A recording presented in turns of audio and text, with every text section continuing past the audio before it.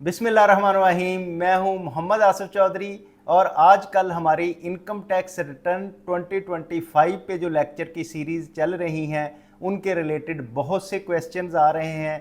वो YouTube channel पे तो मैं उनका रिप्लाई दे देता हूं, लेकिन मैं समझता हूं कि ये बाकी लोगों को भी बताने के लिए शॉर्ट वीडियोस बना दी जाएं। तो हमने एक अब शॉर्ट वीडियोस का सीरीज़ शुरू की है जिसमें सिर्फ रेलेवेंट प्रॉब्लम लोगों की आ रही है, उस पे हम अब बना रहे हैं शॉर्ट वीडियोस।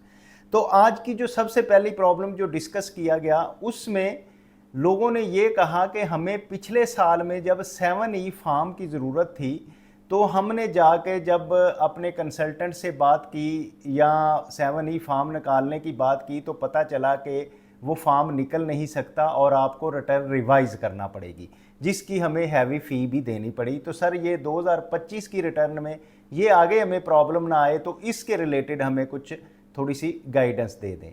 जी बिल्कुल ऐसे ही हुआ था, बहुत सारे लोगों को ये प्रॉब्लम आ रही थी, मुझे भी कॉल्स आई, मुझे भी लोगों ने बताया कि इस तरह के सर प्रॉब्लम आ रही है। उसमें बेसिकली ये हुआ कि रिटर्न का क्योंकि आजकल सीज़न चल रहा है 25 का, तो ये बात आपने ज़ेहनशीन करनी है कि अगर आप अपने कैपिटल एसेट्स को फिल नहीं करेंगे तो 7E का फॉर्म आपका नहीं निकलेगा, जिसके लिए आपको फिर दोबारा रिटर्न रिवाइज करके अपना डाटा उधर शो करना पड़ेगा। लेकिन कुछ लोग कहते हैं जी हमने वो एसेट्स एंड लाइबिलिटी अपनी वेल्थ स्टेटमेंट में तो अपना प्लॉट शो किया था, लेकिन फिर भी उसका 7E का फॉर्म नहीं निकला। तो भाई उसके लिए जो है वो और जगह पे फॉर्म है जिसको आपने उस फॉर्म को फिल करें, 7E का जो सर्टिफिकेट है आसानी से निकालें और अपना वक्त भी बचाएं, टैक्सेस भी बचाएं। तो इसके लिए आज की ये वीडियो है, उम्मीद है आपको पसंद आएगी और फिर आप दूसरे लोगों को भी शेयर करेंगे ताकि बाकी भी इस प्रॉब्लम से बच जाएं। तो उसके लिए ये है रिटर्न का इंटरफेस। आपको पता ही है कि सामने जब हम निकालते हैं तो हेड्स ऑफ इनकम और उसके बारे में आता है। तो अब क्योंकि हम 7E पे स्पेसिफिक हैं तो इसके लिए आपने जाना है टैक्स चार्जेबल एंड पेमेंट्स पे। ये टैक्स चार्जेबल एंड पेमेंट्स का जब आप खोलेंगे तो इसमें एक आ रहा है टैब कैपिटल एसेट्स का, तो ये कैपिटल एसेट का आपने फॉर्म खोलना है। अब कैपिटल एसेट का जब आप फॉर्म खोलेंगे तो आपके पास इसमें आ रही होगी कि क्या क्या चीज़ें हैं, क्या जगह है। मसलन ये है कि एग्रीकल्चर फार्म, जो एग्रीकल्चर प्रॉपर्टी है जिसमें फार्म हाउस नहीं है वो अगर है, फार्म हाउस है आपके पास, रेजिडेंशियल प्रॉपर्टी है आपके पास, कमर्शियल प्रॉपर्टी है आपके पास, इंडस्ट्रियल प्रॉपर्टी है आपके पास, या एनी अदर इमूवेबल प्रॉपर्टी है आपके पास। तो जब आपको पता ही है 7E के जब आपकी 2.5 करोड़ से उसकी वैल्यू बढ़ जाएगी तो उस पर आपको टैक्स देना पड़ेगा 7E का। लेकिन टैक्स आप कैसे बचा सकते हैं, लीगली कैसे बचा सकते हैं, वो भी इसमें आपको मैं बताऊंगा।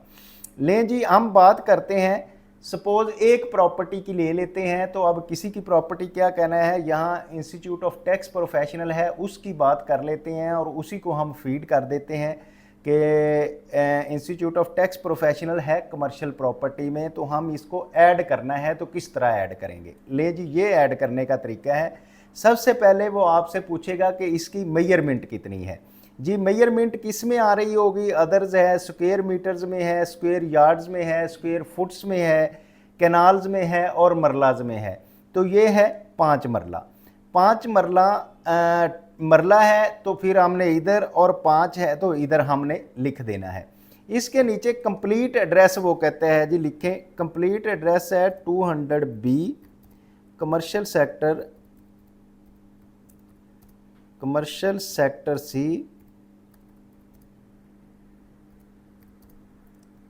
बहरिया टाउन लाहौर।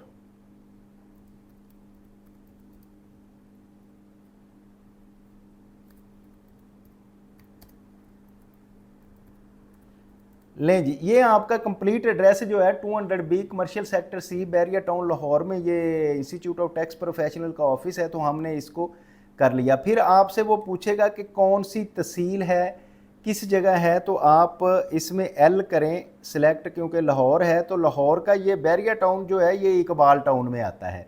लाहौर इकबाल टाउन आप सिलेक्ट करेंगे तो आ जाएगा। अच्छा अब 2 चीज़ें हैं इसमें, आपने ये ज़रा गौर से देखना है कि आपको एग्जेम्पशन इसमें कैसे मिल सकती है। पहली बात तो ये है कि वेदर एग्जेम्प्ट फ्रॉम 7E, ये टैक्स सेव करने के लिए आप ये देखें कि किन किन चीज़ों पे टैक्स आपको बच सकता है। ये आप सपोज हम पहले कर लेते हैं कि यस, और ये है भी यस क्योंकि इसमें एग्जाम्पशन एक है वो मैं आपको बताऊंगा, और बाकी जो है वो हम देखते हैं कि क्या रीजंस हैं जिसकी वजह से वो, जब आप एग्जाम्प्ट का टिक करेंगे तो वो आपसे रीज़न पूछेंगे कि भाई क्यों, रीज़न क्या है। तो जो 7E लॉ ये कहता है कि एक तो एग्जाम्प्ट इस वजह से हो सकता है कि अगर कोर्ट ने स्टे दिया हुआ है आपको, कई जगह पे कोर्ट का स्टे है, ये भी एग्जाम्प्ट हो सकती है।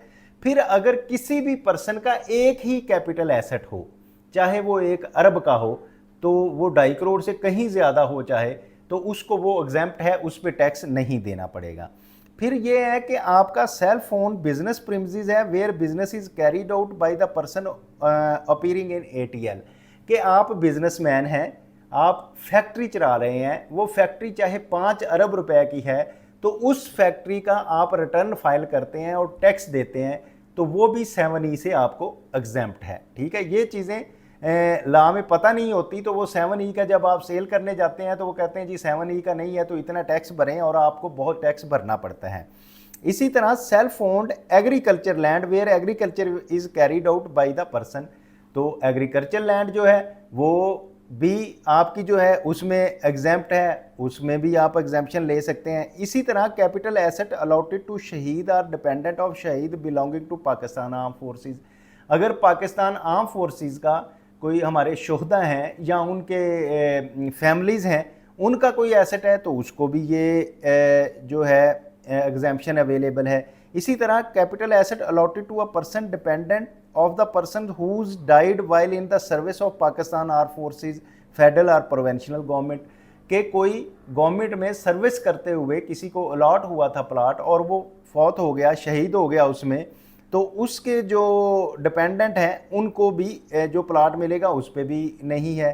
फिर capital asset allotted to war wounded persons while in service of Pakistan arm forces federal government और प्रोविंशियल गवर्नमेंट, के ऐसा है कि जंग के दौरान कोई जख्मी हो गए और उनको कोई मिला है तो वो भी नहीं होगा। इसी तरह capital asset allotted to ex serviceman and serving person of armed forces, ex-employees, serving personnel and federal provincial government being a original allotee attached certificate of allotment authority, तो उसमें ओरिजिनल अलाटी का जो है उसको भी एग्जाम्प्ट है।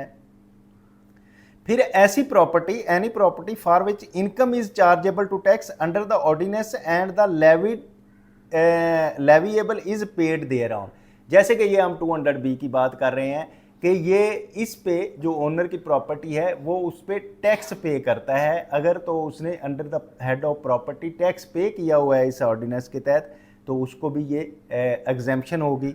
और अगर capital asset is in the first tax year acquisition where under the section 236K has been paid, के 236K का टैक्स पे किया है, पहले साल ही अभी खरीदी है, तो उसको भी नहीं लगेगा। इसी तरह capital asset own by the provincial और लोकल गवर्नमेंट, किसी गवर्नमेंट का कोई एसेट है तो उसको भी नहीं लगेगा।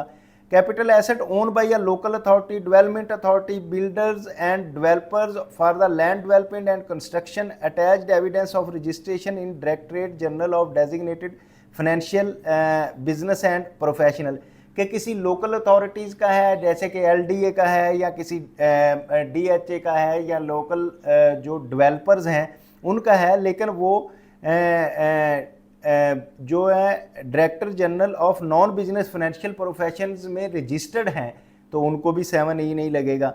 इसी तरह property excluded by the federal government under sub section 3 of section 7E के सब सेक्शन 3 के तहत जिनको एक्सक्लूड किया गया है वो भी नहीं होंगे।